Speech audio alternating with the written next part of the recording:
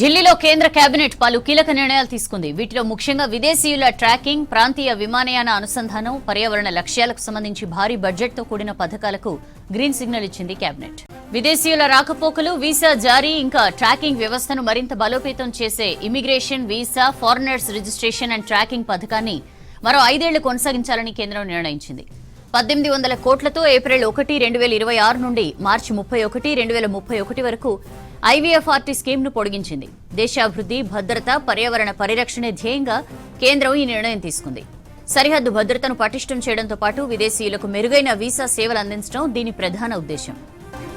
సామాన్యుడికి విమాన ప్రయాణాన్ని మరింత దగ్గర చేసేందుకు ప్రాంతీయ అనుసంధాన పథకం మోడిఫైడ్ ఉడాన్ కు కేబినెట్ ఆమోదం తెలిపింది. 2026, 27 నుండి 2035, 36 వరకు 10 ఏళ్ల పాటు ఈ పథకం అమల్లో ఉండనుంది. ఇందుకోసం 28,840 కోట్ల బడ్జెట్ను కేటాయించింది.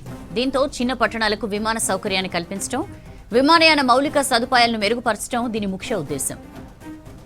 పర్యావరణ లక్ష్యాల దిశగా భారత్ ముందుకెళ్తోంది. పర్యావరణ మార్పులను ఎదుర్కోవడంలో భాగంగా ప్రధాని మోదీ నాయకత్వంలో పర్యావరణ లక్ష్యాలకు కేబినెట్ ఆమోదముద్ర వేసింది.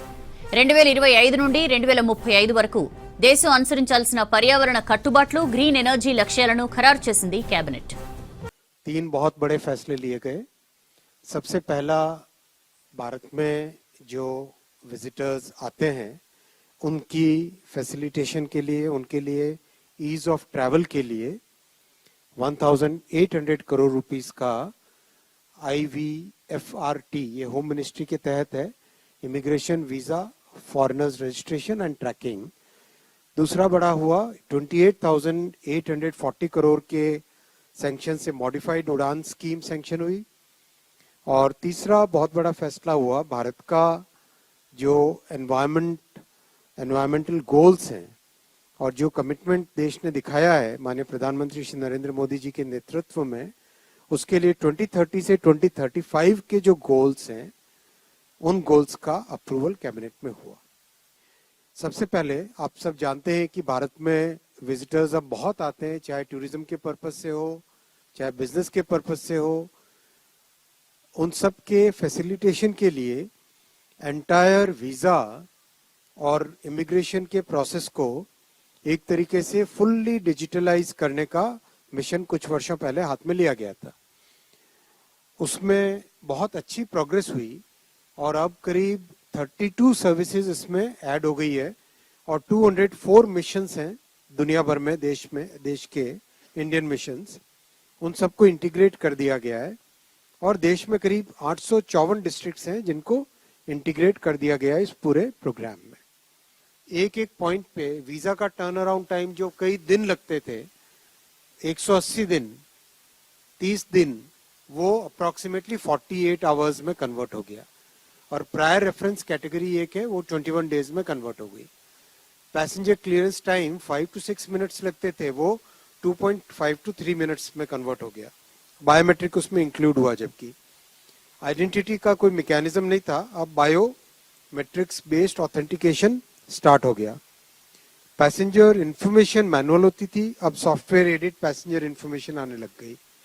कई बार लॉ एनफोर्समेंट की दृष्टि से जरूरत होती है, तो उस सब का भी एक रियल टाइम में डेटा अवेलेबिलिटी आने लग गया। अब उसको एक नेक्स्ट लेवल पे ले जाने के लिए आज कैबिनेट ने 1800 करोड़ रुपीस का IVFRT 3.0 अप्रूव किया होम मिनिस्ट्री के तहत। सेकेंड बहुत अच्छा आज प्रपोजल एक अप्रूव हुआ है 28,840 करोड़ रुपीस से, वो है मॉडिफाइड उड़ान, एक तरीके से उड़ान 2.0। उड़ान 1.0 में करीब 1.62 करोड़ पैसेंजर्स ट्रैवल किए, जो कि अपने आप में एक बहुत बड़ा अचीवमेंट था कि जो लोग कभी फ्लाइट का सपना भी नहीं देख पाते थे, उन लोगों ने फ्लाइट का एक्सपीरियंस किया। एक तरीके से एक बहुत बड़ा चेंज आया देश में। अब उस लर्निंग से, इन 10 वर्षों के एक्सपीरियंस से, उड़ान 2.0 मॉडिफाइड उड़ान, इसमें 100 न्यू एयरपोर्ट्स को डेवलप किया जाएगा। 100 न्यू एयरपोर्ट्स को चैलेंज मोड में डेवलप किया जाएगा। राज्य सरकारों को ये चैलेंज दिया जाएगा कि आप लोग प्रायोरिटी डिसाइड करो कहाँ पे एयरपोर्ट बनाना है, और लैंड से रिलेटेड, परमिशन से रिलेटेड, फॉरेस्ट का अगर इश्यू आता है तो उससे रिलेटेड, कहीं पर भी कोई भी इश्यू आता है वो सब आप प्रायोरिटी बेसिस पे क्लियर करो उस एयरपोर्ट को लिया जाएगा इस प्रोजेक्ट में। बजटरी सपोर्ट एयरपोर्ट्स के लिए अबाउट 12,159 करोड़ रुपीस का बजटरी सपोर्ट प्रोवाइड किया जाएगा। नए हेलीपोर्ट्स बनेंगे, 200 modern heliports will be developed chopper के लिए, विशेषकर जो हमारे हिली एरियाज हैं, नॉन एक्सेसिबल एरियाज हैं, रिमोट एरियाज हैं, उन सब के लिए।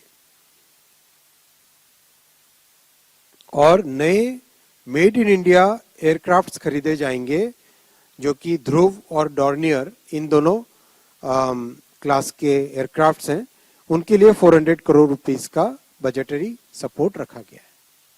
120 न्यू डेस्टिनेशंस कवर होंगे, 100 न्यू एयरपोर्ट्स थे, 120 न्यू डेस्टिनेशंस कवर होंगे और 4 करोड़ पैसेंजर्स का टारगेट इसमें लिया गया है उड़ान के माध्यम से। तीसरा बहुत बड़ा फैसला आज लिया गया, एनवायरमेंटल गोल्स जो दुनिया ने पेरिस समिट में देश का एक दुनिया भर का एक नया फ्रेमवर्क बना। अब 2030 से 2035 के गोल्स को इस कैबिनेट डिसीजन के माध्यम से आज अप्रूव किया गया है। हमारे अब तक के जो अचीवमेंट्स हैं, बहुत बड़े अचीवमेंट्स हैं। एमिशन इंटेंसिटी जीडीपी का परसेंटेज अगर हम लें तो 36% रिडक्शन हो चुका है। जो सेकंड गोल है, जो कि दुनिया में बहुत आश्चर्य के साथ देख रहे हैं, 2030 तक का जो गोल था वो हमने 2025 में ही अचीव कर लिया, 2026 में उसको एक्सीड कर लिया।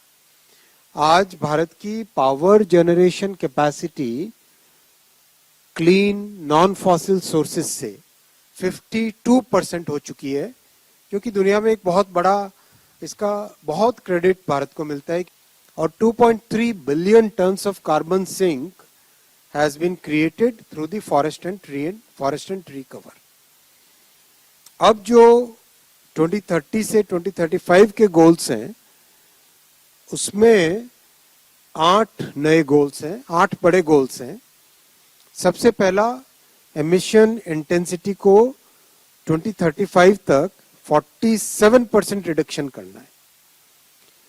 Second, non fossil fuels based power capacity को 60% करना है बाय 2035।